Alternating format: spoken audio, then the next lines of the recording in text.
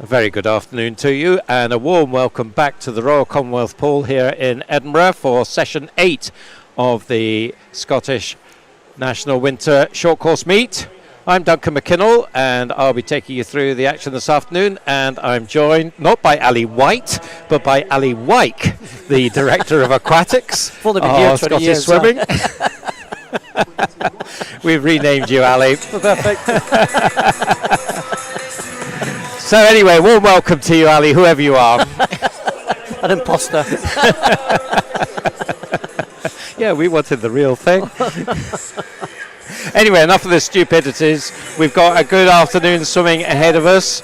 We start off with men's 200 individual medley. These are the slower heats from those swum this morning, and a chance for people to earn themselves a second swim tonight, particularly for the youth swimmers. Most of the swimmers this afternoon will be youth swimmers. There's the full programme up on the screen for you. 100 fly follows, 100 breaststroke for the women, 50 free, 200 butterfly, 100 backstroke, 100 IM, and then we go to the first of the two heats that we're having on the women's 1500 freestyle. The second heat will be swum tonight, so a chance for the first heat to go and post good times. We then go to some additional bonus events that have been added into the programme for this weekend. So chance for boys, more boys 200 IM, so a reprise of that. It's all just junior swimmers in these bonus swims. 200 freestyle for the girls, 200 breaststroke, 200 butterfly, and we finish off with a couple of heats of 400 freestyle. So lots and lots to look forward to. A chance to look at some of the younger swimmers in a bit more depth, Ali. So what are your hopes for this session? Well, it is great, first of all, to see the younger swimmers getting an opportunity to race this afternoon, and especially across a range of different events. So I think whenever you get a chance to swim at the Royal Commonwealth Pool in December, I think there's a really good opportunity to put in some good performances, especially with when you're only halfway through the season and there's district championships and Scottish age groups, etc., coming up later on as well. So a good chance for athletes to post some good performances. And we have seen that over the last 2 days, haven't we, Ali? So a lot of improvements in times, and quite a lot of national age group records have gone, and Scottish records, some junior records.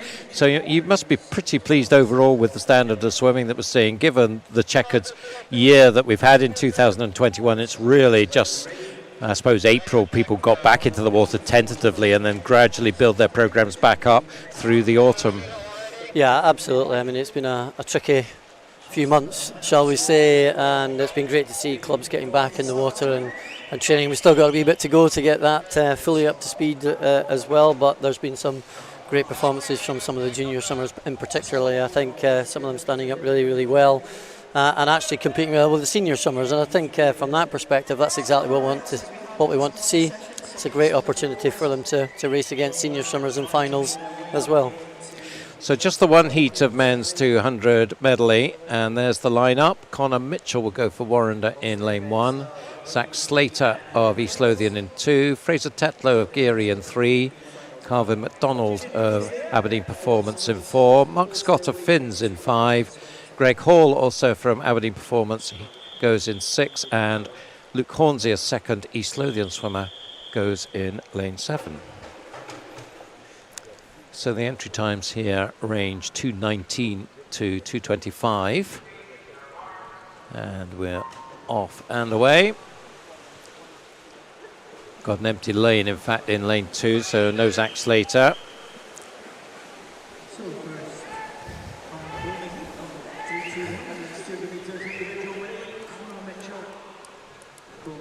So coming down the second length, lane 5, Mark Scott, lane 3, Fraser Tetlow making the early running. Also going up there, Luke Hornsey in lane 7. In fact, it is Luke who's got the edge from lane 7, 28.99. Terrific 1500 free from Luke yesterday.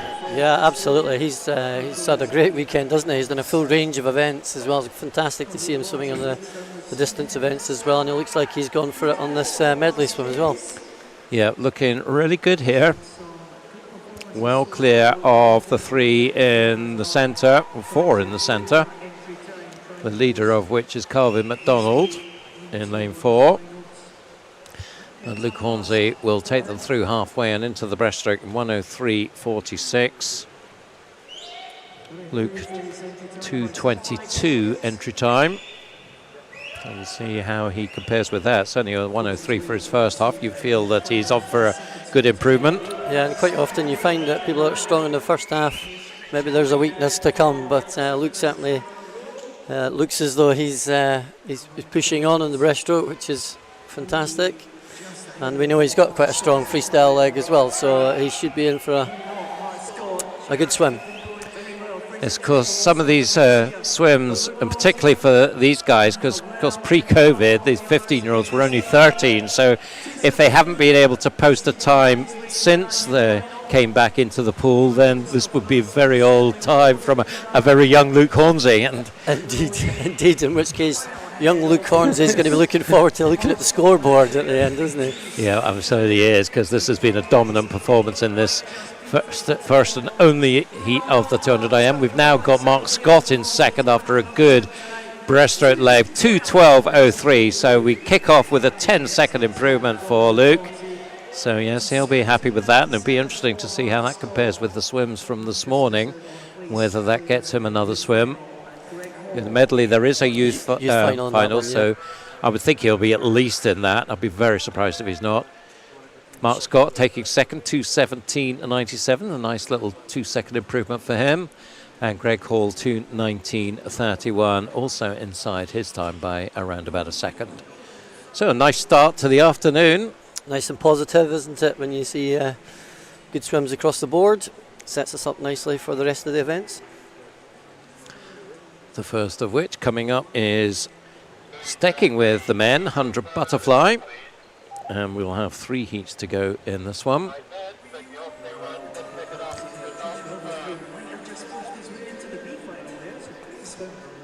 So just hearing through the grapevine that Luke Hornsey will have got into the B final, senior B final with that one. So that's nice stuff. So there's the lineup for the 100 butterfly. First heat, Adam Scott, City of Glasgow in 3. James Burnett of Warrender in 4, Cameron Shaw of First in 5, and Ben McLaughlin of Geary in 6. All entered on 104s, age groups 14 up to 16.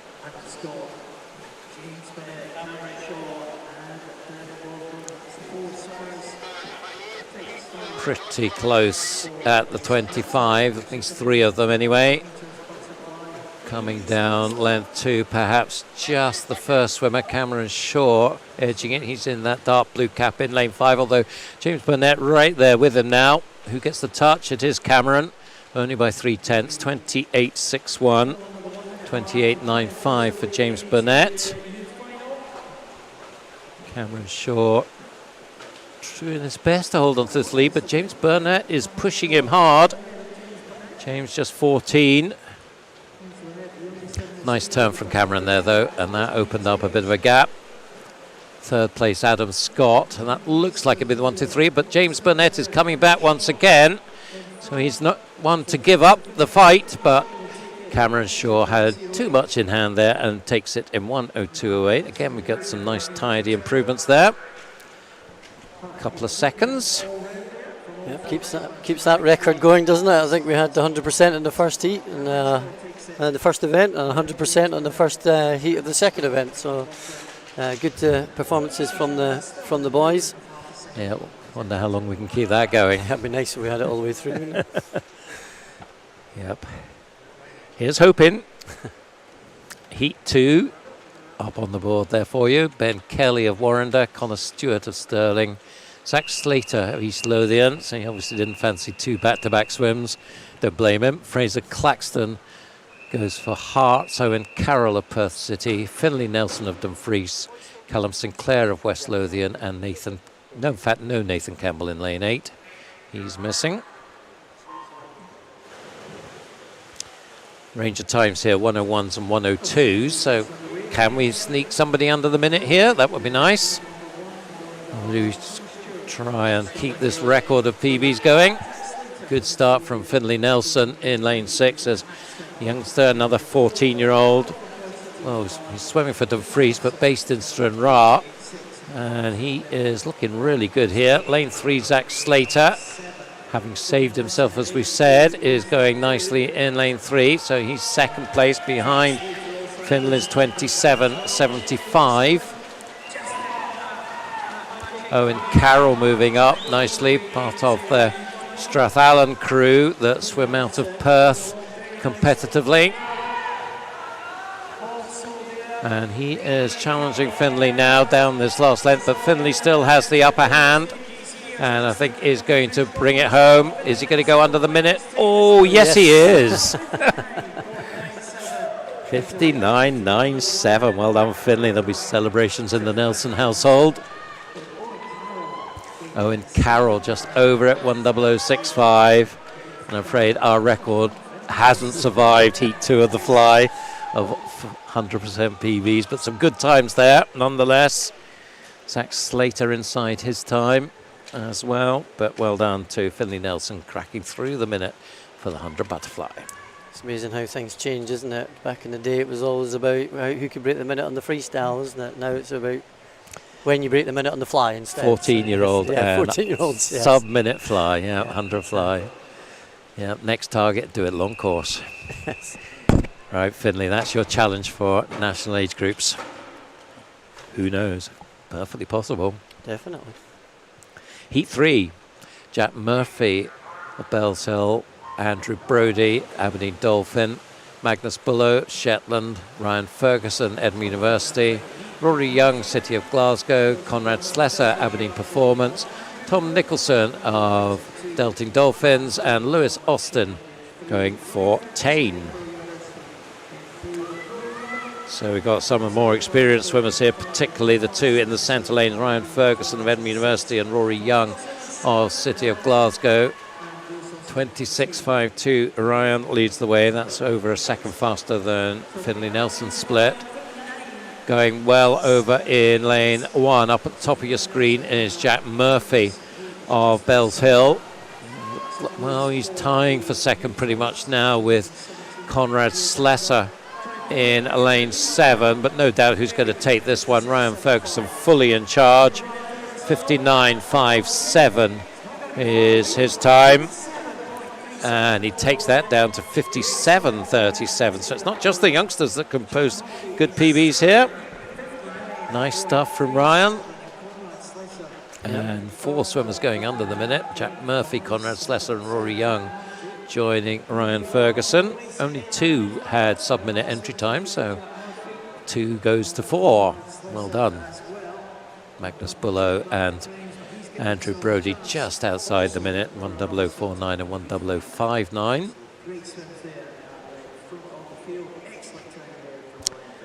Oh, 57.37. I need to see whether that gets him a second swim. I think it might not quite make it. For the B final, he would be looking at, wouldn't he? So, he would. Yeah.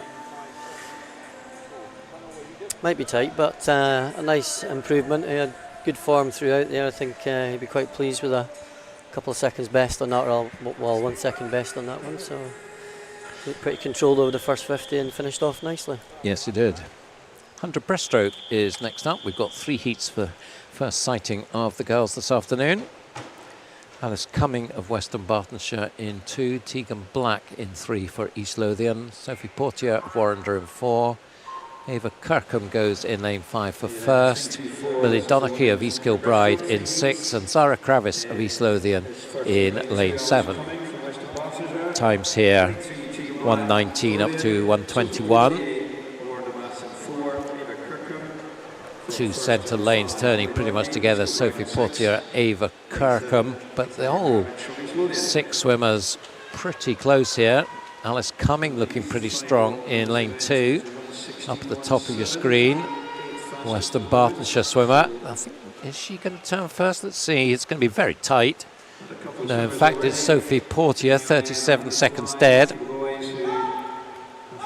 from Alice Cumming, 37.18, and Tegan Black, 37.32. And really, any of those 3 could take it. They've just got maybe a metre on the other 3 now. And in the black cap, Tegan Black maybe is just turning in the lead now at the 75 from Sophie Portier in the red of Warrender. Quickly into her stroke out of the turn. Tegan taking a little bit longer underwater, and that's maybe been to her benefit because she has now got about a meter's advantage as they bring it in. So it will be Tegan Black, 1:17.64 for her. So another couple of second PB there. Sophie Portier 1:18.49 inside her time as well. Alice Cumming also nicely inside her time, 1:19.36, as was Zara Kravish just behind her, the youngster from East Lothian, 1:19.77.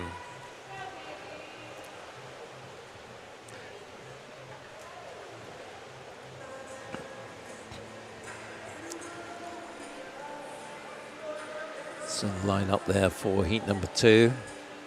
Erica Watt, Hearts, Darcy Littlefield, Warrender, Rebecca Cole, Hamilton Baths, Perry Scobby, Stirling, Amelia Mardell of Ulverston, Alyssa Goodbrand of Eithen, Katie Simpson of Edinburgh University, and Ailey Armstrong of East Lothian. 1:17s and 1:18 entry times here. I say 1:17s, 1:17.99, so near enough 1:18 as well. Nice start from Amelia Mardell from south of the border, Ulverston in Cumbria. And she's first to turn, although Ailey Armstrong is going well in lane 8. Looking to get East Lothian back-to-back wins here after Tegan Black's win in the previous heat. All again pretty tight as we come up to the halfway mark. Who gets the touch? It is Ailey. 35.85, about 1.1, 1.2 ahead of the previous heat. Alyssa Goodbrand second at the turn, 36.02 in that red cap with the big Y on it of Eithen in Aberdeenshire.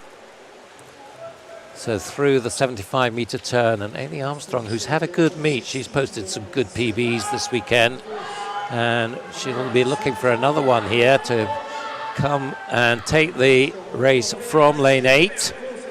All proof that if you've got a lane, you've got a chance. Doesn't matter if you're not in the fancied seeded lanes. So that's a very nice swim. 1:16.44 again, more than 2-second improvement on her entry time. Well, the little outside smoker there, wasn't it? Yeah, it was good stuff there. Start to finish. Second half in particular, she really dominated it. Perry Scobby taking second, just getting ahead of a tie for third. Amelia Mardell and Alyssa Goodbrand. 1:18.18 for both of them. Perry 1:18 dead in second. And then Rebecca Cole very close as well, 1:18.34. But Ailey Armstrong stealing the show, 1:16.44 out of lane 8. Nicely done. So one more heat of girls 100 breaststroke. We've got Caledonia Crossland of Midlothian, Ailey Stewart of Warrender, Catriona Stewart of Western Bartonshire, Jessica Schultz of Perth, May Rogers of Warrender, also from Warrender, Sarah McNaughton, Isla MacDonald of Inverness, and Holly Lumsden of Heart of Midlothian. Times here, 1:16s, 1:17s. So it'll need a PB to beat Ailey Armstrong's time from any of them. Through the 25-metre turn, and Catriona Stewart of Western Berkshire certainly in the mix there in lane 3. Beside her, Ailey Stewart. So the dark red against the bright red, the Western Berkshire and Warrender. They are 1:2:35.06. That is faster than the previous heat by about 8/10. 35.32 for Ailey Stewart, with Isla MacDonald in the white cap near the bottom of your screen in third. But still it is Catriona Stewart. She's maybe a metre up at the 75 turn. And will now look to finish strongly and keep them at bay, and I think she's doing exactly that. If anything, her lead is stretching now down this last length. So her entry time, 1:17.20. She will take a good chunk of time off that, 1:14.61. So Another very nice time. We'll need to see again whether that is fast enough to get a place in the youth final. 16-year-old. Sarah McNaughton second, May Rogers third. So in terms of the technique that you're seeing from these younger swimmers, are you liking what you're seeing? I think, well, overall, yes. I think the good thing about breaststroke is you can swim it in so many different ways, but I suppose the fundamentals and the principles remain the same, regardless of how you do it. Key to breaststroke, I think, really is that streamlined body position at the end of every stroke that you take. And if you can manage to keep that principle all the way through and hold it right the way through the distance, then you'll be as efficient as you can. And I think certainly in that last heat there was a couple there that were managing to do that, and you saw the benefits of it. So nice stuff from Catriona Stewart there. And we go to the 50 freestyle for the boys now. Just the two heats here. Connor Mitchell, Evan Crawford, Luke Porteous, Finley Nelson back in the pool. Fraser Claxton and Jack Simpson. Times 26 to 27s. Lane 5, Finley Nelson. So that was a good it was 100 butterfly that he swam earlier. And he is looking good again here in the 50 freestyle. He's going to win this by a very comfortable margin for a 50. Takes the time 24.86. Well, smashed his entry time there. Nearly 2 seconds for a 50. I mean, that is remarkable. Don't know how recent his time was, but that has to be a good improvement. 26.70. He came in on 24.86. Certainly feels like he's on fire at the moment, doesn't it? Every time he gets in the water, he's posting a good swim. Yep, be very pleased with that, I think. There's the lineup for Heat 2. Callum Dunn, Ryan Broadley, Greer van der Merlen, Alex Thompson, Jake Gibson, Ewan Beatty, Callum Sinclair and Ben Kelly.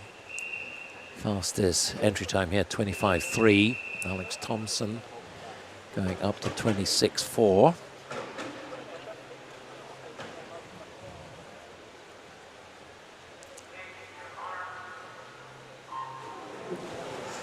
Yeah. There's a suspicious start there, I'm afraid, but we'll wait and see what that means. Alex Thompson is out like a bullet here in lane 4, and he is certainly completely dominating this one and is going to take it comfortably. Also going well, Callum Dunn up at the top of your screen, and he will take second also very comfortably, with Ben Kelly taking third, but Alex Thompson 23.39.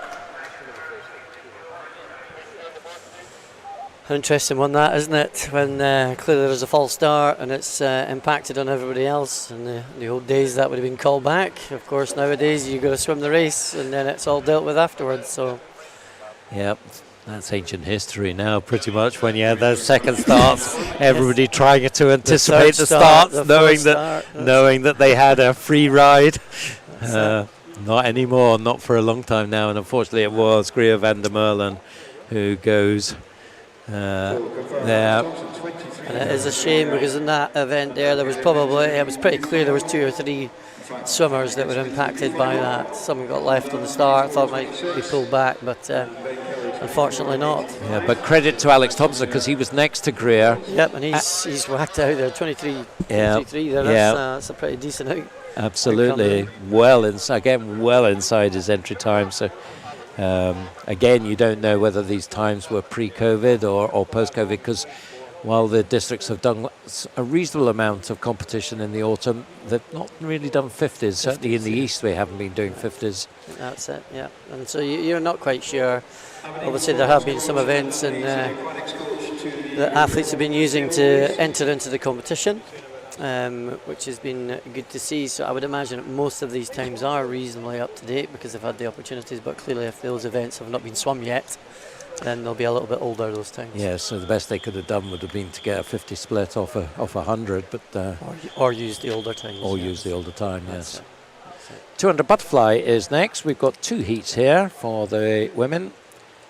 Just 3 going. In fact, it looks like we've just got 2 going in this first heat with no Freya Masson, so it's Freya Beaton of City of Glasgow in lane 3 against Zara Kravis of East Lothian in lane 5. Should be fairly competitive, only half a second in their entry times. Freya Beaton has the, well, in fact, no, Zara Kravis actually slightly faster on paper, but it's Freya Beaton who is off to the faster start. 13-year-old and a 12-year-old here.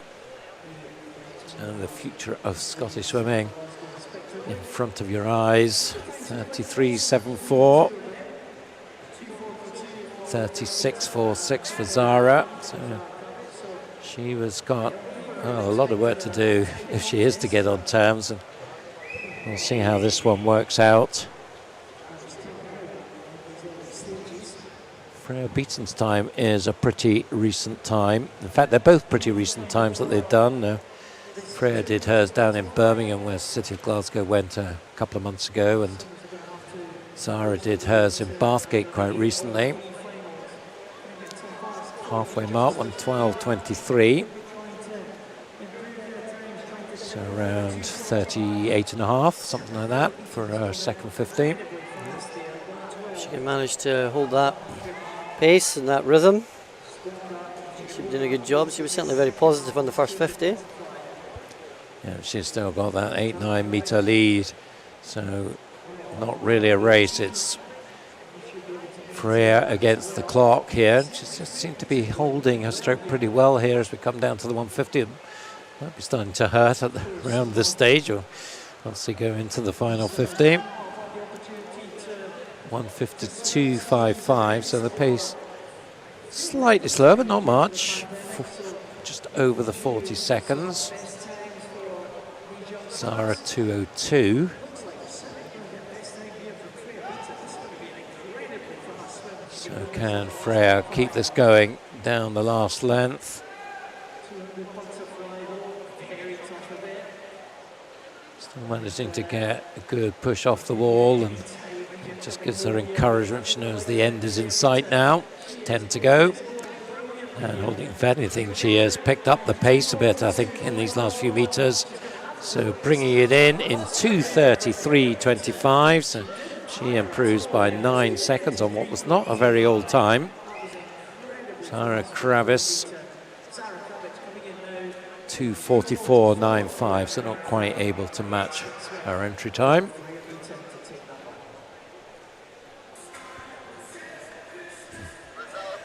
Certainly struck out in a nice rhythm and pace at the start. I think fly is one of those strokes where if you get a nice rhythm, then it makes it a little bit easier, especially on a 200 fly, just to keep it going. And sometimes if you don't find it earlier in the race, it's quite hard to get it back.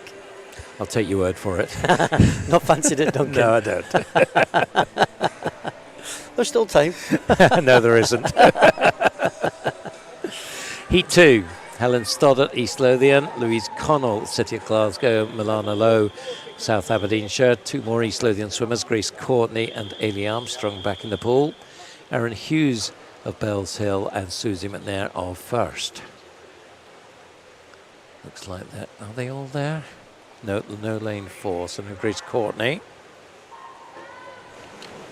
Now that's all there. Times range 2:35 to 2:39.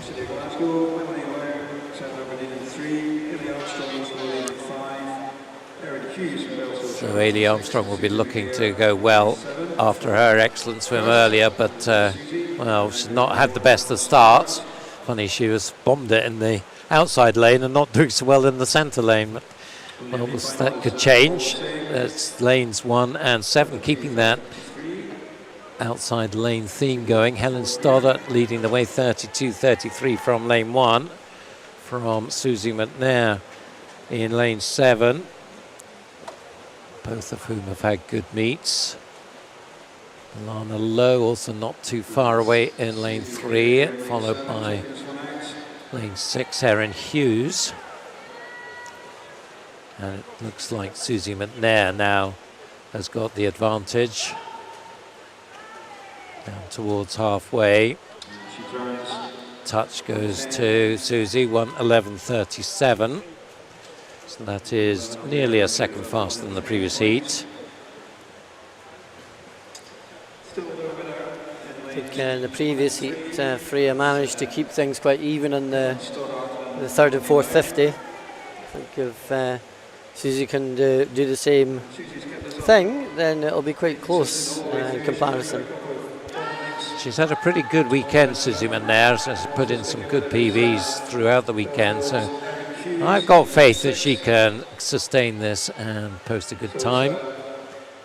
She's got 50 to go, 1:50.87.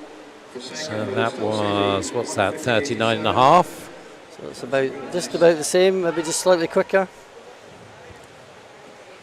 See how she can keep things going down the last 50.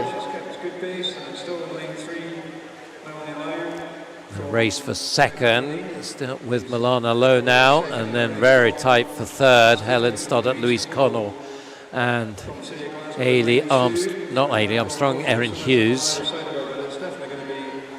So Susie McNair, lovely swim from her. The time not coming up, but I think it was around the 2:30 mark. Milana Lowe 2:34.37, and very close there. Louise Connell just touching out Helen Stoddart. And now we do have the time for Susie, 2:30.35. So came in on a 2:36, so can't complain with that. 6 and a bit seconds inside her entry time. Milana also inside her entry time, as I'm just looking at Helen Stoddart, also improved on her time by around 3 seconds.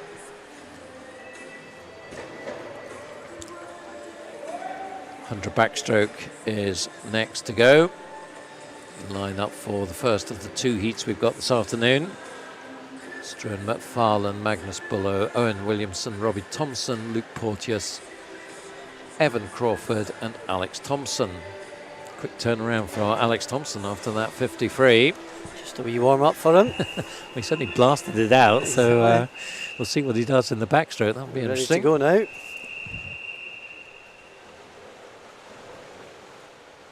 So will he be another outside smoker from lane 7?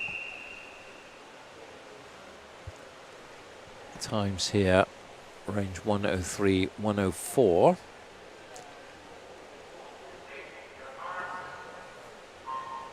So for this sort of age group, you feel any of these swimmers have got, and certainly a good start from Alex Thompson once again in lane 7.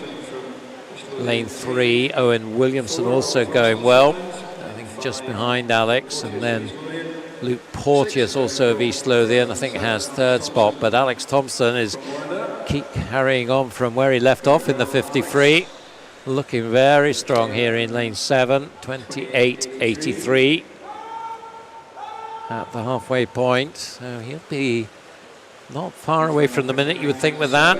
29.78 for Owen Williamson. And he is clear now of 3rd place contest, which still I think Luke Porteous just. And Luke got a nice turn there and closed in a little bit on his teammate Owen Williamson, but no doubt who's going to take this. There's another great swim from Alex Thompson. Keep an eye on the clock there. It's going to be really close. Yes, he got under the minute. Well done. So we talked about getting under the minute on the 100 fly. Now we've got someone getting under the minute here on the 100 backstroke. So nice stuff there. Entered on 1:04.60. So I want some of what Alex has got, this elixir of youth. Yep, whatever he's being fed at home, we could do with some of that, Dunks. Yep, keep it going, keep it going. The Thompsons. And East Lothian 2 and 3 there, Owen Williamson and Luke Porteous. So good swims from them as well inside their entry times. But Alex Thompson, the star of that particular show. Now we've got an interesting one here, lane 8, Stephen Clegg, Paralympian. Yeah, spoke to him just during the warm-up actually, so he is looking forward to it. It's not often that he's sitting out on lane 8 in an afternoon swim, but he's certainly looking forward to racing it. He's been enjoying his racing this weekend, he feels he can put in something decent here. He's certainly been knocking off some very fast times this weekend. And see what he does. Paralympic bronze medalist, of course, going in lane 8 here. Ewan Beatty, Rory Young, Ryan Broadley, Matthew Brown, Callum Peebles, Jack Simpson, Kyle Mitchell and Stephen Clegg. And Stephen's certainly off to a good start, as is Rory Young in lane 2. Stephen Clegg first to turn. Did a 1:01.27 long course in Tokyo, so if he could translate that to short course, he'd be knocking around the minute, probably certainly under, and certainly on 27.64 for his first 50. You would expect him to go under the minute here. Definitely. I think he was looking to go around the 57-58 mark, and off that time they shouldn't be a million miles away. Yeah, he's absolutely dominating this one. It's second place in lane 5, Callum Peebles, but this is the Stephen Clegg show. Look at this from lane 8. And this probably the swim of the afternoon so far. And he was saying 57.58, and to the lower end of that category, 57.32. And I think that is a new British record for the S12 classification short course. So many congratulations. Another record gone. He really dominates the S12 category in Britain anyway, and very close to dominating, so close in the Paralympic Games a number of times to being on the top spot. But 3 medals was a pretty good performance. 3 medals was a great, really good performance. I know just from speaking to him, there's always that little bit inside him that thinks, you know, I could have got myself on the top spot, but it certainly fueled him up for the next 2.5 years through to Paris as well. So will he get an opportunity in the Commonwealth Games? I'm not sure what classifications are running. One of the events will fit with his classification, so I think it may well be the 50 freestyle, if I remember off the top of my head. So I think he will definitely be in for a shout for selection, I think. We'll look forward to that and hope that he can get himself on the Scottish team for that, and then if he also get got the World Championships prior to that as well, so hopefully we'll see him competing for Great Britain in that event. Yes, let's hope so. Definitely Britain's top S12 swimmer at the moment. Partially sighted category, of course. Women's 100 IM is next up. We've got 3 heats here. Just checking that they're all present, and I think they are for heat number 1. Katie Rose of Warrender in 1, Isabella Abernethy of Aberdeen Dolphin in 2, Emma McGavin of Hamilton Baths in 3, Helen Stoddart, well, she's only just out the water as well, 200 fly straight into 100 IM. Well done, Helen. Caledonia Crossland of Midlothian in 6. I think that might be why they're just holding them a bit, just to give Helen a little bit more, because that is very little time at all to recover from a 200 fly. So my guess is that's why we're just taking a bit of a pause at the moment.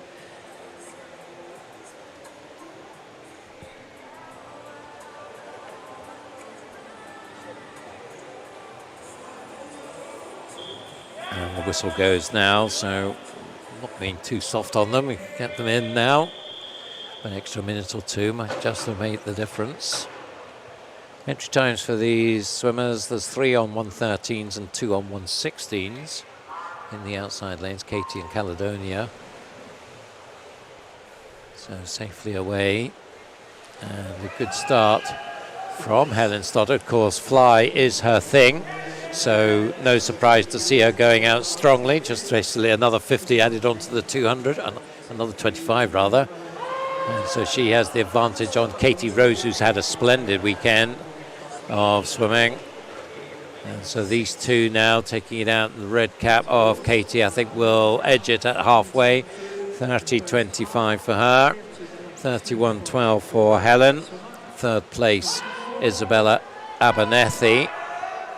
Katie Rose into the breaststroke is looking very strong now, really attacking the water with every stroke as she comes up to the 75 and transitions on to the freestyle around about the 52-second mark at that turn. Still Helen Stoddart holding on to second from Caledonia Crossland on her shoulder in lane 6. And they are picking up a little bit on Katie, but they'll not catch her. She's going to come in with the win in 1:08.02. That is a massive 8+ seconds inside her entry time. So another super swim. These PBs come rolling in. Helen Stoddart, 1:10.12, so a nifty 3.5 second improvement for her. Caledonia Crossland in the 1:11, so big improvement for her from 1:16 entry time as well. So we can all be pretty happy with their work there. Particularly Katie Rose, big PB. Heat 2 there. Rebecca Cole, Amy McLeod, Louisa Stoddart, Alyssa Goodbrand, Isla McDonald, Alice Cumming, Charlotte Hardy and Maria Howe. Seen Alyssa Goodbrand already this afternoon. An Ithan swimmer.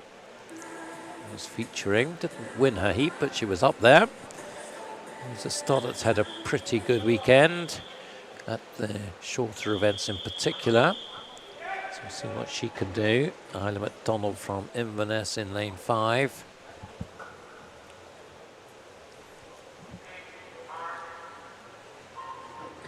Into the second year, Rebecca Cole, Hamilton in lane 1. So they're all away, and it's a strong start from Louisa Stoddart. Another good fly swimmer. Of course, it was her sister Helen in that last heat. And now Louisa also showing those good butterfly skills and keeping that going with a nice transition into the backstroke there. Lanes 7 and 8 battling it out for second, Charlotte Hardy and Maria Howe. As we go through halfway, 30.09, just a tad faster than the previous heat. Maria Howe second, Charlotte Hardy third. Charlotte, a strong breaststroker, expect to see her coming through now, and she's certainly got well away from Maria Howe and is trying to get onto terms with Louisa Stoddart now, and she's doing that. The two now absolutely together as they go to freestyle and bringing it back. Louisa Stoddart, a strong freestyler, so you'd expect her maybe to pull back again here, but let's see if she can do that. Often the swimmer with the momentum in the breaststroke goes on to win it, but not this time. It is Louisa Stoddart, 1:08.12 and 1:08.55, big PBs for both of them, 4 seconds or thereabouts. Amy McLeod taking third, also well inside her inch time, 1:09.77.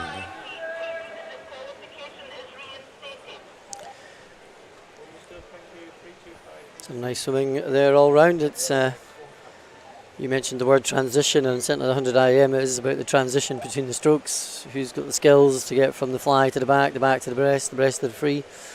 How quickly can you do that, and how quickly can you get into the different rhythms of the stroke? It's not an event that we get to swim that often.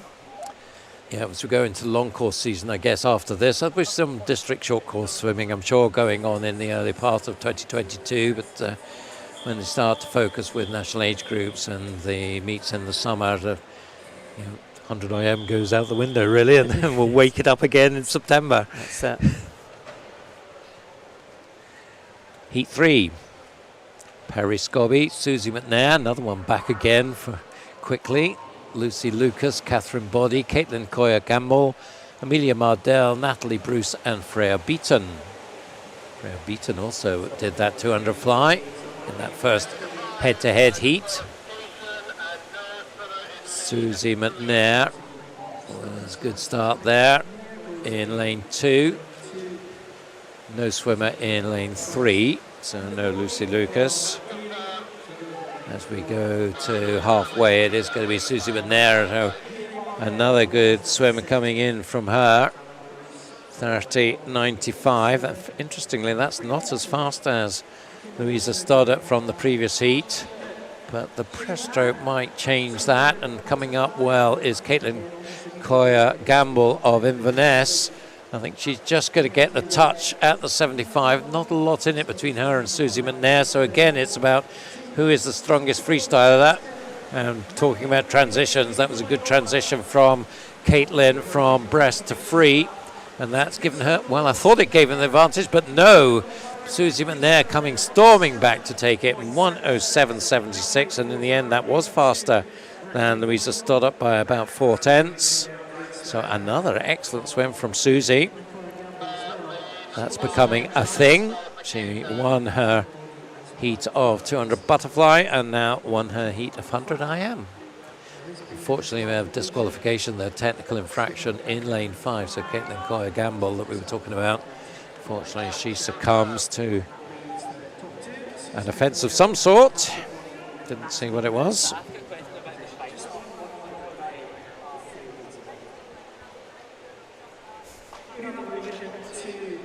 So we have now the 1500 freestyle. We've got the one heat.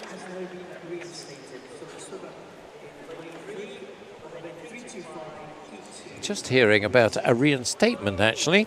So that's interesting. That was Greer van der Merlen in that 50 was being reinstated.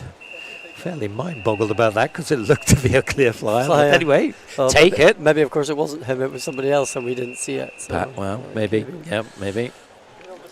But a good talking point. Yes, yes. Anyway, the Van der Merlens will be happy about that because there's a certain 50 pedigree there. Into the 1500 then, so completely different sort of event here. Stella McCarty, Amy Shields, Rebecca O'Shea, Cara Gordon are the 4 swimmers going in this one. As I said earlier, this is the first of 2 heats and the second heat will take place in this evening's session. In the final session this evening, in this heat, we have Stella McCarty sitting in Glasgow in 3, Amy Shields sitting in Glasgow in 4, Rebecca O'Gare. Early lead for Amy Shields, about a second over her teammate Stella McCarty, 2 City of Glasgow swimmers. Obviously, big event next Saturday, the finals of the leagues, and City of Glasgow will be gunning for victory in that one, I think, against some of the other teams that will be out to get them. Well, for sure, and certainly in the qualifying rounds, City of Glasgow, Warner Bass Club are right up the top, so similar to the team champs in previous years, seems like the rivalries will be renewed at the league final next week at Tollcross. Of course, if you're a swimmer that's in your teams, make sure you come along, bring the noise. And the good news, it's going to be live streamed as well, so you'll be able to listen in as you are this afternoon. So we hope to see you, have you see us, I guess. I'll see the swimming in Tollcross next Saturday.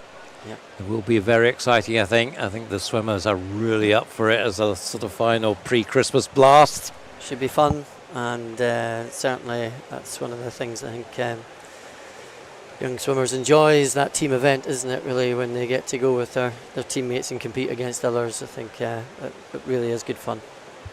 So Amy Shields is setting a good pace here, coming up to 200. Let's see what her split is, 2:13.55. So splitting just under 69. Entry time 17:49. I think it's early days to predict what her time might be, but she certainly started well. Cara Gordon in second, and then not much in it for third between Stella and Rebecca. So all 4 teams from the west here. Or 3 teams, 4 swimmers. East Kilbride, Glasgow, Stirling. And Amy Shields has got that lead up to about 4.6. Still pretty close behind her. I guess at this point, are you really focusing much on what the others are doing, or is it really just about concentrating on the discipline of focus of time, of keeping that stroke rate going, getting the pace just where you want it to be? Yeah, remember it's for these girls it's 17-18 minutes worth of swimming, so getting the pace right at the beginning of the race is extremely important. go too fast, and you know you're going to pay for it later on. Go too slow, it's quite hard to get your rhythm back and make the most out of the 1500 meter race. Amy certainly looks as though she's getting herself into a nice rhythm there. I thought perhaps she'd gone a little too quick over the first 50, but she still looks, I mean, it's early in the race, looks very comfortable at the moment. I guess it maybe doesn't matter too much if you're quick in the first 50, as long as you don't stay quick too long. Yes, well, I guess that's my point. I feel like. Okay, I got there eventually. You have to explain it in very simple terms for me. No, yes, exactly. So, the rhythm that she set there and the lapping that she's doing at the moment is pretty even. So, if she's got that effort right, then she should have a good chance of keeping it relatively even throughout the race. 400 mark, 4:33.15. 4:33.15 then. So she's settling into pacing just under the 110. I'm not sure that's not a million. I can't remember what she did in the 400 freestyle actually. Yesterday in the youth final, I think she was in the youth final. So she was certainly in quite good form there and managed to pace that quite nicely. Stella McCarty in there, as well as the 800 freestyle, paced it very, very well. Came back strong in the second half and maybe is employing a similar strategy this time round as well. We'll see how that plays out. Just looking at the 400 free that you're talking about. Oh. And I don't think the internet here is allowing me to do that, so I'm not worrying about that. These races are run as swam as 3 lots of 500s. 500 meters now As you go through that, in the bag. 5:43.38, so again around that 110 mark. So settling down into that sort of territory, which will bring us in. Amy in under the 17:30 if she can keep that going, entered 17:49.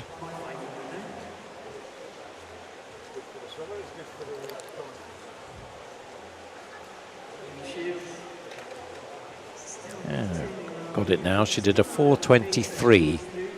So that 4:33 on the way through should have been relatively comfortable then, and as long as she didn't put too much effort over that first 50, then she looks as though she's settled into quite a nice pace for her. Yep. A long way clear now, as you can see, nobody else in shot. As we turn and bring them back there, you can see second place Cara Gordon, and then the contest for third still tight between Stella and Rebecca. 600 meters now. 6:54.14. It's just drifting a little bit. That was a half a second slower for that last 100 compared with the previous one. I think we're just looking at the stroke there. It just looks as though the stroke rate has just dropped a little bit, so the arms are just going a little bit slower than they were previously. Still looks quite comfortable, to be honest with you, but maybe just the rate just dropping a wee bit.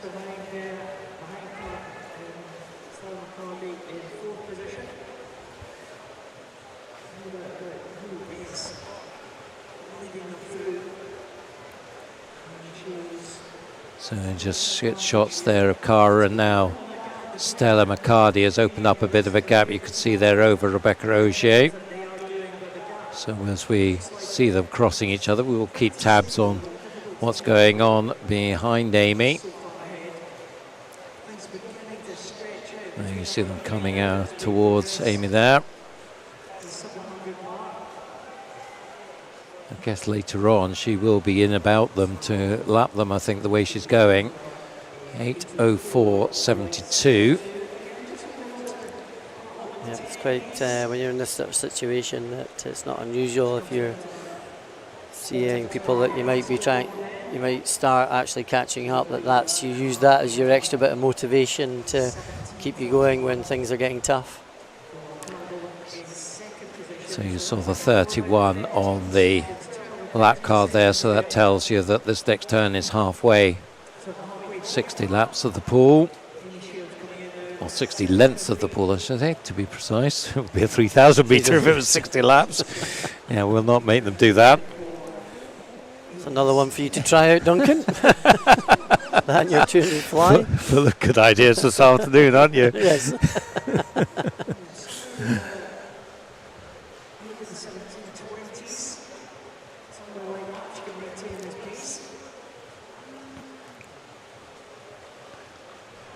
So Cara not really getting away from Stella there. You can see Stella has broken clear now of Rebecca Ogier, and she's setting about trying to catch Cara Gordon in second place. So as the swimmers cross, we will keep tabs on that one. I think I was saying earlier on that Stella McCarty had paced her 800 freestyle to swim it strong at the back end of the race, and maybe she's employing the same tactics in this one. We'll just have to wait and see, but she certainly seems to be hanging in there at the moment, and maybe we'll see her picking up on the last 500 metres. With this longer view of the pool here, you get a clearer view about the relative positions of everybody. So 9:51.96 there for Amy as she went through 8:50, and the others, well, she may get to Rebecca Ogier, I suspect, before we're done. I'm not sure she'll get to the other two to lap them, but we'll see how that works out. That last 25 looked like a tough one there, to be honest. So just got to try and keep that rhythm going. We'll keep an eye on whether she can sustain these 110 and 128.03. So no, the pace is dropping. That was a 112.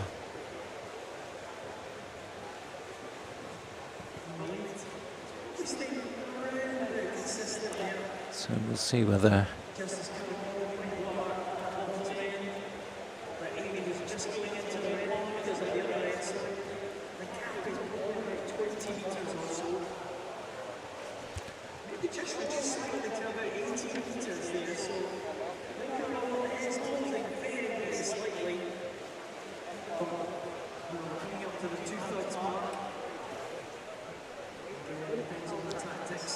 maybe not quite picking up as we had anticipated. Just trying to hang on that pace. Still managing to get decent distance off the walls though as well, holding her skills together, which is good to see. yeah, I guess that's quite important, isn't it? To very much so. I mean, that's if you're swimming 60 odd lengths at the pool, then if you work out all those turns and imagine that you can save yourself half a second per turn, then that's a real big advantage when it comes to swimming 1500 metres.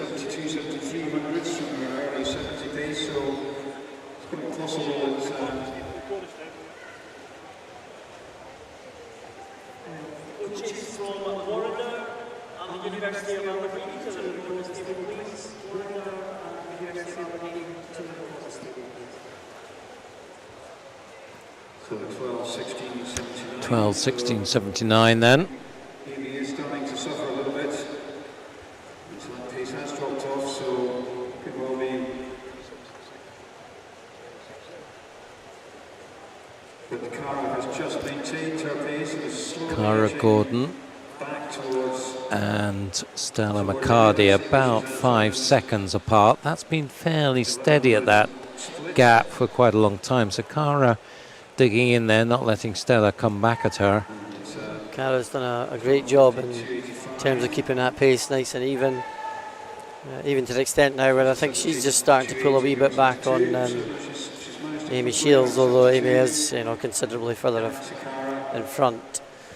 She's just starting to pick up on Rebecca now, and that might just give her that little bit extra impetus now that she's moving into the last 400. Yes, she will certainly see her ahead of her now, and as you say, that could just drive her on. 13:28. 13:28.72. Let's just check on what the gap is between her and Cara. So 13:28 for Amy, 13:41 for Cara, so 13 seconds or thereabouts. And then Stella, 13:47, so 6.5 seconds back on Cara. So you would think that Cara will be able to see Stella off. Yes, I would imagine so. A decent lead now, and actually kind of just starting to, if you look at the legs there, just picking up her legs a little bit as well, which is a really good sign, a sign of a well-paced race. So is it a concern perhaps that Amy Shields is not moving past Rebecca O'Shea at the moment? This again just signs that she's feeling it now. She's definitely feeling it now, and I think she probably has been for the last 400, 500 metres. It's just maybe that early pace was too much for her. And but she's obviously pulling past Rebecca, just maybe not quite going at the pace that she'd set out to do. So 14:39.95, call it 14:40, and Cara 14:53, so 13 seconds now the gap. So it's coming down, but well, it's, I think, pretty unlikely that she'll be able to make any meaningful inroads into a big gap like that. Still a good chunk of a length. Indeed, I think just that coming alongside Rebecca now, that does just give it a little bit extra, and you can see that she's maybe just picked it up a wee bit. So when would you expect her to start going to the legs? Well, if she can. Yeah. You know, that's her into the last 200 now. You'd want her to be quite strong in that last 200 metres, depending on what the pacing strategy was. But you'd certainly be wanting to be pushing on a little bit now if you're in the right place. And if you're not, you just want to get it finished. You're hanging in there, absolutely. And it does help you when you've got somebody to race against or somebody to pick off, absolutely. That's what can give you that extra bit of motivation. But when you're out on your own, then it's just you and your head, isn't it, really? Yeah. And when you're swimming 15 and you're maybe hurting on it a little bit, then it's quite hard to get your head to tell your body to do the right things. Yeah. It's part of the challenge, I think, of distance swimming. One of the good challenges, actually. So 16:27.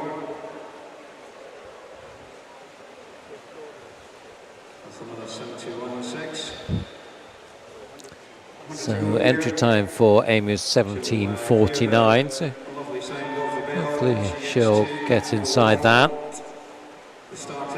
Should do comfortably enough. And the bell is always an encouragement, and that will be coming up very soon. There you go. So 50 to go, 17:03. So a 30 something will get her into the mid 1730s. You can see straight away that the bell has given her that little bit of extra impetus. The arms have started picking up, but maybe not quite the legs yet. We might see that down the last 25. There they go. Oh, a bit. There they go. There they went. It's not easy when you're hanging in there. Yeah. But well done. That was a gutsy swim. Yeah. Really pushed it hard, and she's got a good reward. 17:37.20, 12 seconds inside her entry time. Absolutely can't complain with that. That was a good effort by Amy. I know. Was really positive at the start, and maybe paid for it a wee bit through the remainder of the 15. But you like to see that from swimmers, don't you? Doing taking it on nice and positively, and I'm sure she'll take some learning from that for the next time she swims her 1500. And good news for both Cara and Stella, getting under the 18 minutes. Both of them entered well over that level. Cara taking 18:37 down to 17:53, and Stella came in on 18:27, takes that down to 17:59. So nicely done. Yep, good efforts all round. Rebecca, 18-16 now. Well, don't they wish they'd done that? 7:53. We seem to have lost our ones on the scoreboard there, but there was a 1 on the front of those. You just have to believe us. So as I said, the second heat will take place tonight. That's the time then that they've got to beat. That time set by Amy. I would think they will all do that.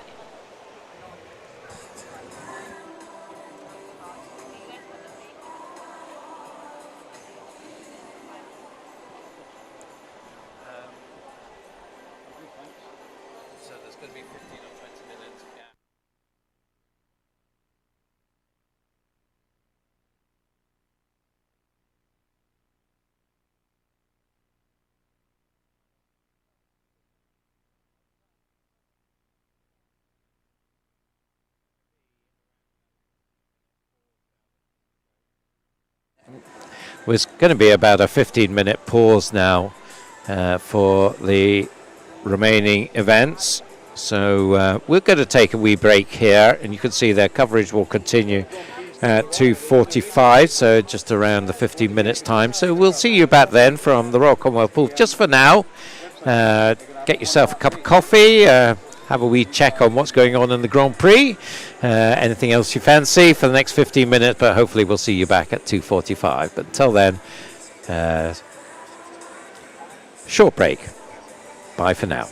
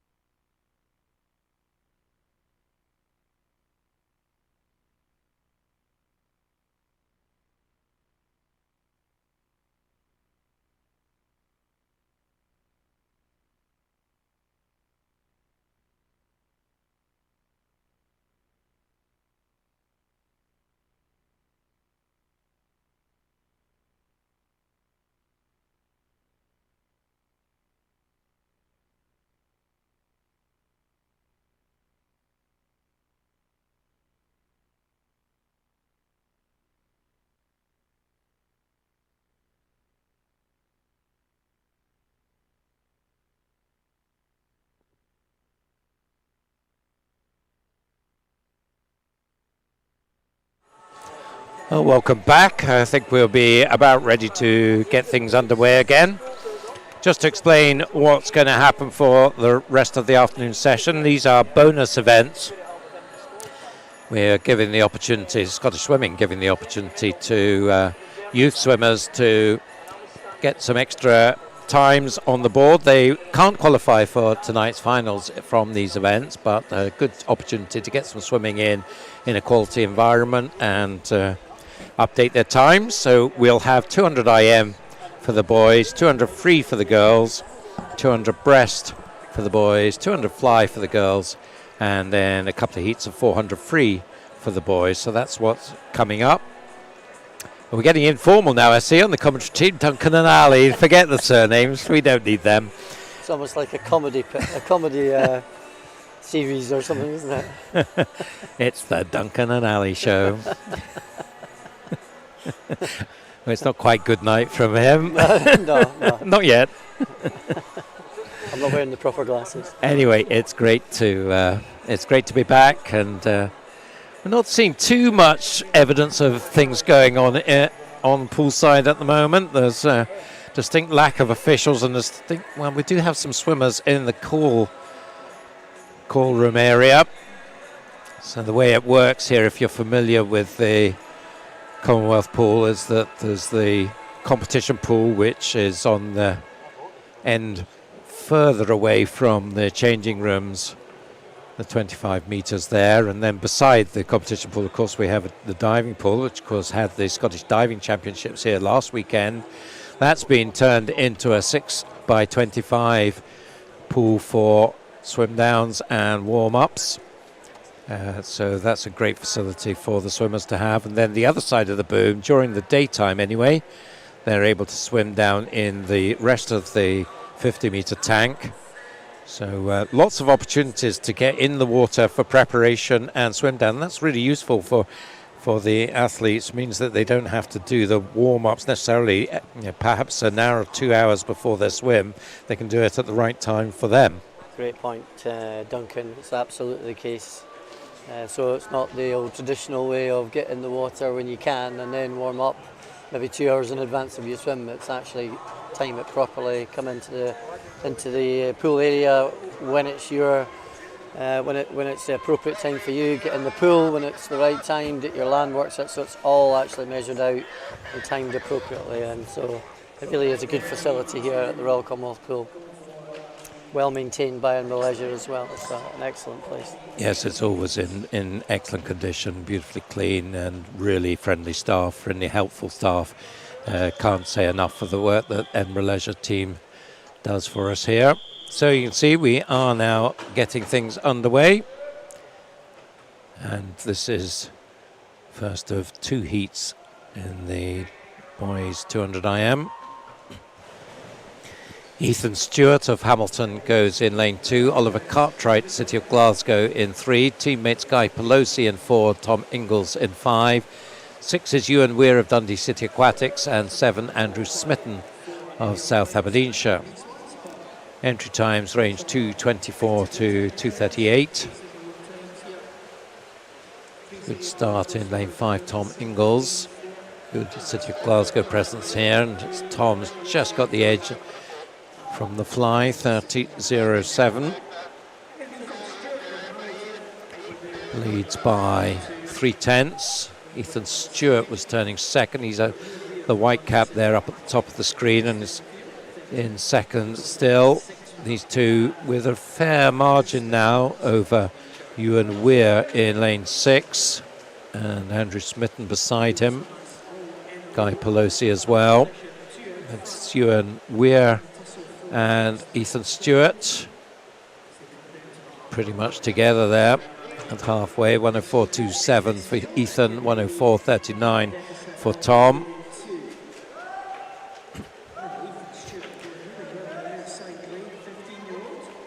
And they look pretty well matched on the breaststroke as well, with Guy Pelosi starting to make a move in lane 4, and he is making ground on the leading two. Can he close the gap? It was quite a big gap when they went into breaststroke, but it's not a big gap now. Nope, definitely Tom and Ethan looked as though they had similar strengths, good strong flying back, maybe not quite so strong on the breaststroke, and Guy Pelosi's come right back into it now to take the lead. Yep, he has it, 147.92, but only by 7/10, so can he hold it in the freestyle? One thing I don't really understand in IM is that the breaststroker, who is coming really strong, seems to take that momentum into the freestyle. Even if they're, if they were doing a 50 free, they wouldn't win it against the person in there. But in the back end of an IM, it seems to be different somehow. It's that word you just used there, momentum, isn't it? You get right back into it, and away you go. So a commanding second half performance from Guy Pelosi, takes the win in 2:20.15, 4 seconds inside his entry time. Once again, though, we have a scoreboard, and oh dear, Guy has gone. Disqualification for Guy Pelosi, so that's unfortunate for him because that was a very nice swim. 2:22.19 then, Ethan Stewart taking the win, a huge PB for him. He was entered on 2:32.90, so 10.5 seconds plus improvement for Ethan. Tom Ingles 2:23.38 in seconds, and nicely inside his entry time as well. Heat 2, just the 2 heats. There's the swimmers: Finlay Maguire, Gregor Ross, John Mackay, Jacob Wood, Kyle Wong, Grisha MacDonald, Murray Dixon and Adam Scott.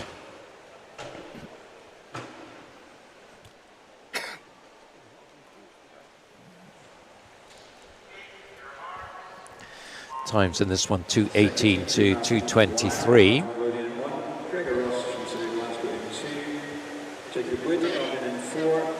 No swimmer in lane 3, no John Mackay.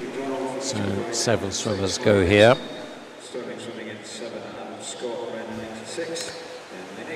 Maybe just, it's tight between lane 6 and 7. Grisha MacDonald of East Kilbride, Murray Dixon of Stirling. I think Murray is going to turn first from lane 7. 28.92, second and a bit faster than the first heat. A nice transition. We were talking about transitions earlier, and that was a good example from Murray there. Yep, he took the speed that he got from the fly into the wall, got around the wall really well, and took it into his underwater phase for backstroke and up into the stroke again, and he's still leading at the moment. Also starting to make a move, Adam Scott in lane 8 and Jacob Wood in lane 4. In fact, Jacob in particular is right up now with Murray Dixon. 1:03.96 and 1:03.97. Now, who is the breaststroker here? Is anybody going to make a charge? At the moment, it looks like Jacob Wood has got the upper hand. So he has the lead halfway through the breaststroke. And none of the others really making much inroads into those 2 at the front. Perhaps the one who's doing the best job at that is Kyle Wong in lane 5. But he's 3 meters or so back on Jacob and Murray. Still very little to choose between them as we go to freestyle. And Murray again getting a good transition from breast to free this time. And has he got the edge? Ooh, I don't know. Jacob Wood there with him at the turns. This is racing now through the turn. Does look like Murray gets the advantage in the turns, and then Jacob at him in the swim. But who is going to get the touch here? It's going to go all the way, but just goes to Murray Dixon. 2:17.18 against 2:17.25 for Jacob. Good racing, both of them inside their entry times, particularly Murray, who came in on a 2:23, so a 6-second improvement for him. But Jacob also good improvement. Kyle Wong taking third, 2:22.24. Again, another really tight one, 200ths ahead of Finlay Maguire. At the end of the day, when it's tight, it just comes down to racing and who can get that touch. Yeah, it does, but who can get that touch is, I suppose, predicated a wee bit by who can do it in the right way. If you do it properly, keep your head down, don't take the breath in the last stroke, all that sort of thing. At the end of the stroke, get your hand on the wall, then that's the thing that maybe wins you the race. Yeah, that looked like that was the case there. So girls 200 freestyle now. 2 heats in this one as well. So the swimmers here. Georgia Reid of City of Glasgow in 2. Layla Weatherspoon of Hearts in 3. In fact, no Layla. Caris Mooney in 4. City of Glasgow. Madison Gallagher of First in 5. Melissa Menny of City of Glasgow in 6. Leonie Bedborough of Incas in 7. 2:17 to 2:25, the times here. Nice start from Melissa Menny, 13-year-old from City of Glasgow. 31:19 for her first 50. Leads by just over half a second from Caris Mooney. Georgia Reid up there as well in lane 2.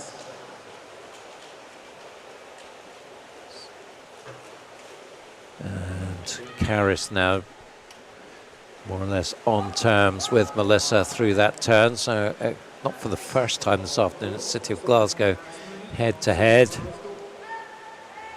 Madison Gallagher and Georgia Reid, another from the City of Glasgow, in the following pair. Caris now has the edge, 106.29 at halfway.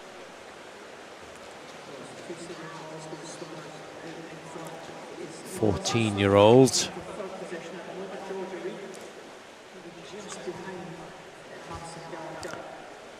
Melissa is sticking with it, trying to stay on terms with Caris. On paper, Caris 2:17, Melissa 2:20, and at the moment the gap is about a second. 41.87 for Caris. And she's just building that lead a bit more now in this final 50. On her own now in third is Madison Gallagher in lane 5. So that's going to be the 1, 2, 3. Caris Mooney will bring them in. As I said, her entry time 2:17. Inside that, 2:16.32. Melissa Menny takes her entry time down from 2:20 to 2:17.61. And Madison Gallagher, 2:22.19, takes third.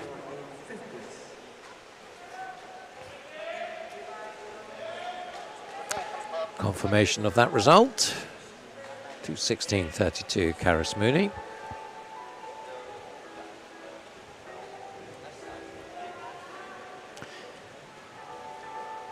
Coach has been appreciative of these extra swims. It's a good opportunity for some of the younger swimmers. Yeah, I think any opportunity that's there, I think people are looking to take advantage of it. You know, we don't always get it absolutely spot on, you know, but fingers crossed that any opportunities that we put on are seen as being a positive thing.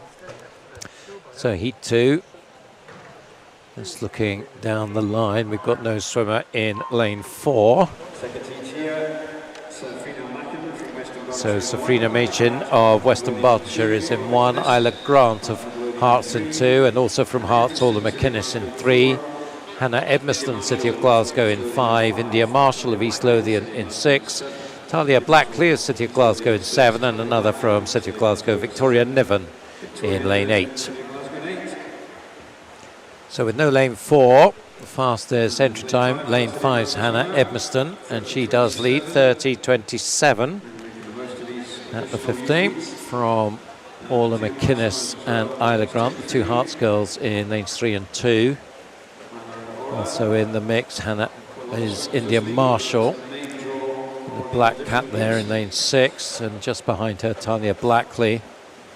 But it is Hannah Edmiston in 5 from Orla McInnes in 3.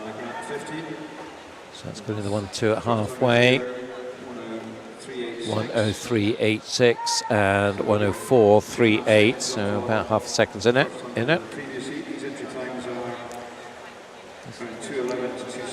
Pretty tight. And pretty tight for third as well. Isla Grant just holding it from India and Talia down towards the bottom of your screen.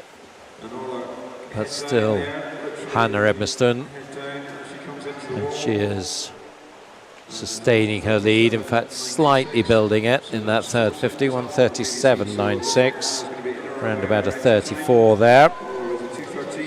4 seconds or so faster than the previous heat, but here's a push coming in now from Orla into the final turn. The advantage just with Hannah Edmiston still, and a good turn from her, maybe just was enough to see off the challenge that Orla was putting in. So I think Hannah should hold it, but well, there's a last push from Orla. Oh, it was close in the end. Orla did take it. I should never write off a McInnes, should I? That's the message there. 2:11.38 for Orla. 2 seconds inside her entry time. 2:11.58 from Hannah. And third place, Isla Grant, 2:14.14. That's what we were just talking about earlier on, though, wasn't it? Yep. It's about finishing it off there, just right at the end of the stroke, and never giving up right to the very end. Orla just getting her hand in there, but great swim from Hannah there as well. Lovely little swim, and Isla Grant, she'll be smiling as well because she popped in looked like a personal best there as well. So yep. Good from the first 3 ladies. Good stuff from them. 200 breaststroke, just the one heat for the boys.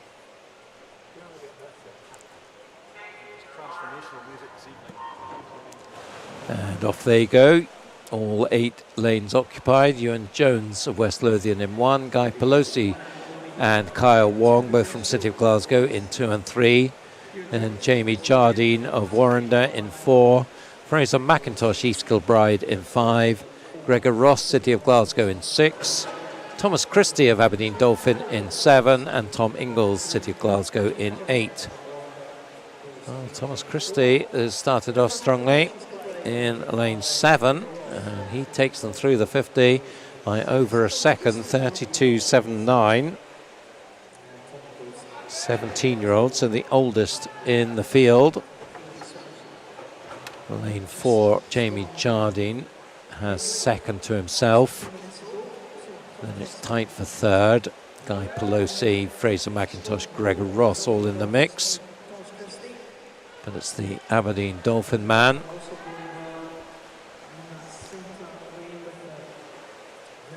Leading there. As we see him coming down to the wall. 1:10.47. Advantage now of over 3.5 seconds. So that was what, 37.5. So 2:37 entry time. You would feel that is going to get great chunks taken off that, assuming he can sustain this. The race is tightening up for second now. Jamie Jardine has lots around him. Fraser, Gregor and Guy all there. That's Thomas, 1:50.88. So his pace has dropped. Can he just hold it together now? You feel that he's got way too much of a lead to be threatened, but it's about trying to manage his pace now, because they are definitely clawing back at him now, and Thomas is having to pay for that first half. Has he got enough in hand? I think he does. Although I got it wrong last time, I'm not going to get it wrong this time. I think he's a little bit too far in front for you to get that one wrong. Thanks, Ali. Well done, Duncan. Yeah, good spot. Good spot. Yeah, it was a tight one, but I got there. 4 seconds inside his entry time in the end for Thomas, so it's a little bit painful in the second half, perhaps, but well, it's a way to swim it. Let's just see. Unfortunately, we've got a disqualification in lane 8, technical infraction. But Gregor Ross taking second and Fraser McIntosh third, behind Thomas's 2:33.36.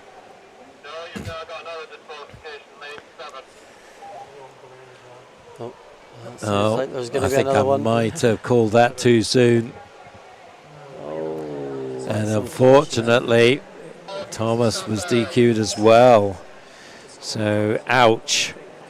Real suffering down the second half, and then not even got that good improvement times to pay for it. So it's Gregor Ross in the end, 2:35.76.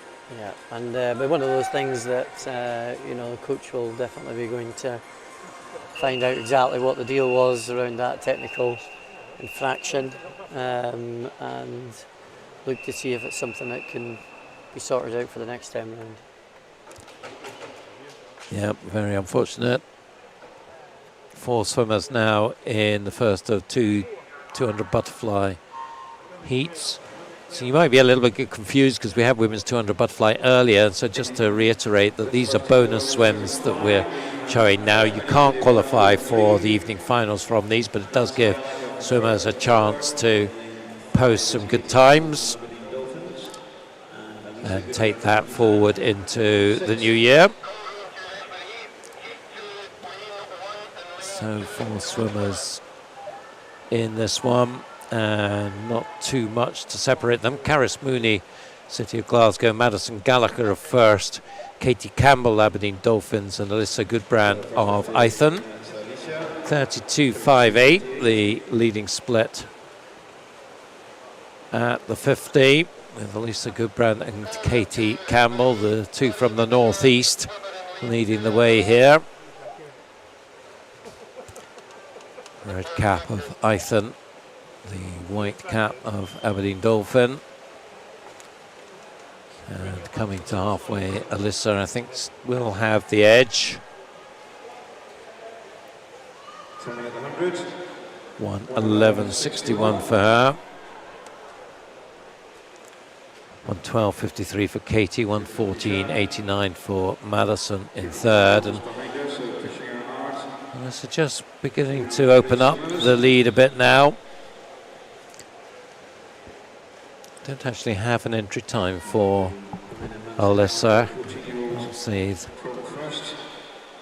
wasn't on the original start list that we've got. So either reinstated or incorrectly taken out. But anyway, she's got the water and in for a good swim. Coming up to the 150. 1:53.75. Leads by at 1.4. And I can't see her losing it now.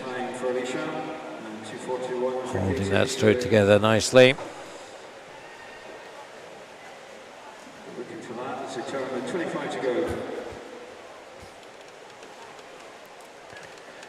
It's good to see swimmers from the smaller clubs coming through and taking it. And Eithin is producing some decent swimmers at the moment, not the north part of Aberdeen. Shah? Very developing club, isn't it? And full of good ideas as well. A nice finish there from Alyssa. I've got no doubt that that's another good swim from her to go along with the other ones that she's done this afternoon session. Yep, Katie Campbell in 2:40, so she's inside her entry time. And third place, Madison Gallagher, 2:47.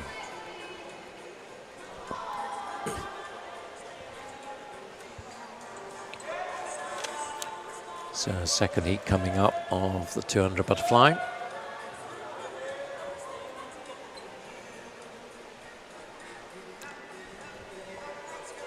So looking down the line, I think we're short of lane 1 swimmer, but otherwise they're all there.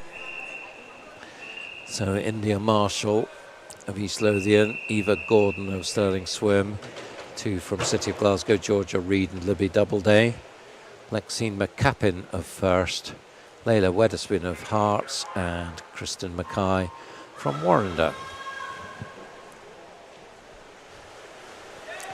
Times here, 2:40 the slowest time, up to 2:36.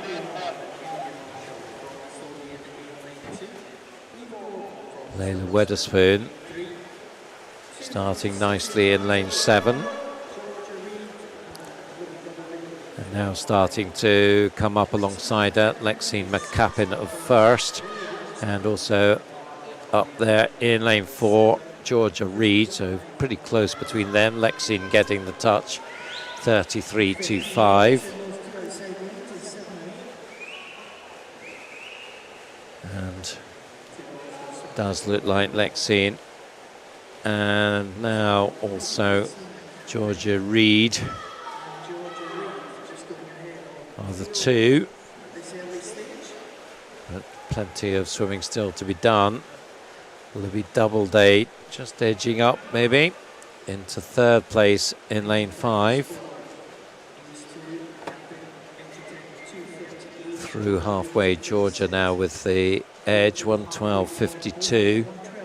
They're not as fast as we saw from Alyssa in the previous heat. About 9/10 back at this stage.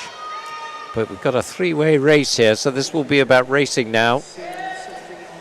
Yep, Duncan, and that might just make the difference, especially on when you get to that 3rd 50, trying to push on a little bit. The 3 across the pool racing against each other at the moment. And I could see that coming, really giving that extra impetus coming down the last 50. So let's see what the touch is going to be and who's going to get it for that matter, because they are right in a line as they come through the 150, 153.71, and they're now on terms with Alyssa Goodbrand's time, so there's definitely swimming faster now. And just edging into the lead now in lane 5 is Libby Doubleday, who was sitting in 3rd not so long ago. And so she has judged this nicely. Can she finish the job now? Because Lexie McCappin is still right there with her. Georgia Reed is perhaps looking tough for her. Eva Gordon putting in a late charge in lane 3. But at the moment, it's Libby Doubleday who is holding them off. Look at Eva Gordon coming up. Oh, just didn't have enough pull to do it because she was coming up very, very fast in lane 3 there, but has to settle for 2nd in the end as Libby takes it in 2:34.62, and in the end 2 seconds faster than Alyssa Goodbrand. So it just shows the difference of a competition for that last 50 versus Alyssa, who was doing it on her own. The board has been cleared here in the venue, so we'll just need to wait to get confirmation of that time and whether there are any infractions. Let's hope not. Feels like the technical officials have had their cornflakes this morning. They're getting Christmas dinner after this, so I think if there's too many DQs, we should say no pigs in blankets. I think we need a little bit more Scrooge with the Christmas dinner the way they're going today. We do, though, value our technical officials. Let's just be quite clear about that. Yeah. Absolutely. Many thanks to all our technical officials. They've got a job to do, and they're doing it as best they can. And if they see it, they have to report it. So, yes, thank you very much for that. The feedback goes back to the coaches and to the swimmer. And they'll be looking to sort that out. But in the end, we don't have a DQ, so that looks good. Christmas is restored. Yeah, pigs in blankets are back. All round. Oh, no! We do have a disqualification. Lexie McCappin, unfortunately, in lane 6. Oh, we spoke too soon. But Libby Doubleday takes the win. Eva Gordon with that strong last 25. Takes 2nd, 2:34.98. Georgia Reed, 2:36.14 in 3rd. And that result, I've now heard, is a confirmed result. So we finish off with 400 freestyle. We've got 2 heats to go on this one.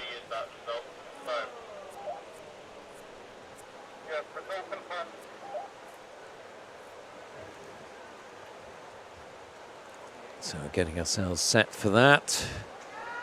We have the 3 swimmers that we're expecting at the blocks. Ewan Weir of Dundee City Aquatics, Struan McFarlane of Sterling Swim, and Guy Pelosi. Guy seems to have been in the water every 2 minutes in this afternoon. He's just a glutton for punishment. No. Tough as old boots he is. Absolutely. Really resilient.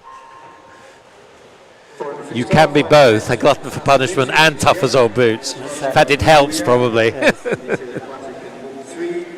So off they go. Entry times 4:29 to 4:33.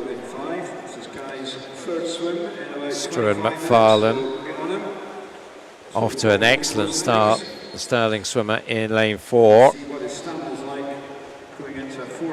17-year-old Struan, 15-year-old Guy, 13-year-old Ewan. So discrepancies in ages, and it's at the moment going by age. The old man, 17. Struan leading them through the 75-metre turn. Fastest stroke in lane 5 from Guy. So legs all going reasonably here. What would you expect to see here at this stage in a 400? I think, again, it's just about finding the right pace over the first 100, not putting too much effort in too early. Trying to be going as quick as you can, but as relaxed as possible, knowing that you've got to be strong at the back end of a 400.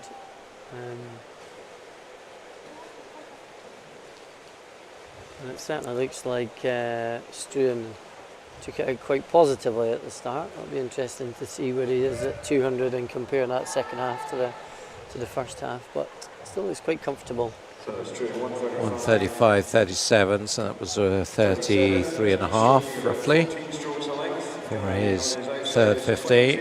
It's only a big advantage here for him compared with the other two. Guy Pelosi just ahead of Ewan Weir, but not too much between them. Around maybe 6 metres separating them from Struan at the halfway mark, 2:09.47. And a lead of nearly 5 seconds. Tightening up now for second. Ewan Weir just edging past Guy, so maybe that busy schedule is paying a toll on Guy Pelosi's body. Indeed, great to see him picking up all the events. I think that's absolutely great for a youngster to be doing all of that and doing a range of events. I think that's exactly what to do. Ewan, on the other hand, he looked as though he did take it out a little bit steadier on the first 100, so maybe that's allowing him to be a bit stronger on the second half of the race. Not making any inroads on Struan's lead though, it's still very secure. Just see Ewan coming into the picture there as Struan turns. Coming up to 300 at the next turn. So his second 100 was just shy of a 68. That would be 3:17 territory. So you can see he's not at that, 3:19.13. So the pace did drop down to about 70 seconds, just under 70 seconds for that third 100.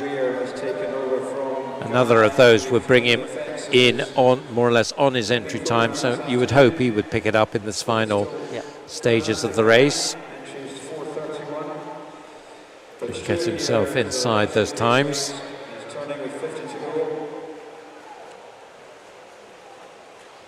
So through the 3:50 and 3:53. So to pick it up a little bit in that 50, but you certainly expect him to pick it up more now. 4:01 for Ewan Weir at the 3:50. So he was entered for 33, so I don't think he's going to match that here, unless he really blasts this last 50. But Struan surely will get inside his 4:29. See the clock there at the bottom of your screen, and you can see there he is, 4:26.49, so a nice 3-second improvement, finishing on a 67. And most of that improvement in pace was in that last 50, going from sort of 35-ish to 32. 4:36 dead for Ewan Weir, and 4:41.23 for Guy Pelosi. A nice swim from Struan there. Interesting though, out in 2:09 I think he was, so he's back in 2:17. So quite a big drop off between the first half and the second half, and maybe that's something to play around with a wee bit in the future. So what would you be looking for if you go out in a 2:09? What would you be hoping to come back in? It depends on how hard, what his effort was in the first half, but you want to try and keep it as even as possible. If you're within 3 seconds, something like that, then that's so 2:12, 2:13, something like that. Yeah, that's it. So things to work on. Always things to work on. Final heat of the afternoon session then. And everyone there. Thomas Traynor, East Kilbride. Oliver Cartwright of City of Glasgow. Lucas Brown of Elgin. Jacob Wood of Elgin. Conor Mayers, Mount Kelly. Callum Gold of Aberdeen Dolphin. Finlay Maguire of Hearts. And Ewan Jones of West Lothian. Lucas Brown setting off well, 15-year-old. Talking about smallish clubs, and Elgin is a terrific example of a team that produces good quality swimmers. Yeah, Coach Summers up there does an absolutely fantastic job, and relatively small club, but always seems to produce really good kids and a really good club vibe with it as well, quite focused. And always look as though they're having a good time with it as well. So, yeah, absolutely.